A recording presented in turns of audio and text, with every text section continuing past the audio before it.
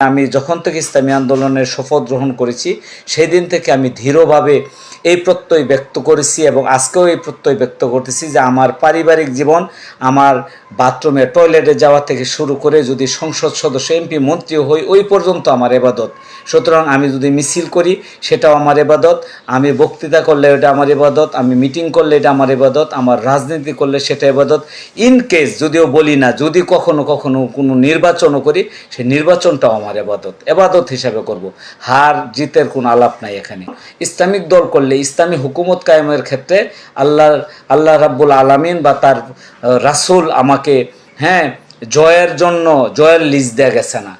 জয়ী হইতে হবে, নির্বাচন করলে জিততে হবে, রাজনীতি করলে গেইন নিতে হবে, মিছিল করলে আগে থাকতে হবে, মিটিং করলে সবার সেরা বক্তব্য দিতে হবে, এরকম কোনো লিস্ট আল্লাহ এবং তার রাসূল আমাকে দেয় নাই। কাল কিয়ামতের মাঠে আমাকে প্রশ্ন করা হবে, কবরে প্রশ্ন করা হবে, ওমা দিনুকা, তোমার দিন কি? বলতে হবে দিনিয়াল ইসলাম। সেখানে বলবে না যে দিন কায়েম করতে পারছো কিনা, রাষ্ট্রীয়ভাবে ইসলাম কায়েম করতে পারছো কিনা, জেহাদ করে তুমি জয়ী হইছো না হারছো না জিতছো, এটা জিজ্ঞাসা করবে না। জিজ্ঞাসা করবে তুমি দিনের পথে আছো কিনা। এটা পরিষ্কার কথা। আল্লাহর জমিনে আল্লাহ দিন প্রতিষ্ঠা করার সংগ্রাম করব।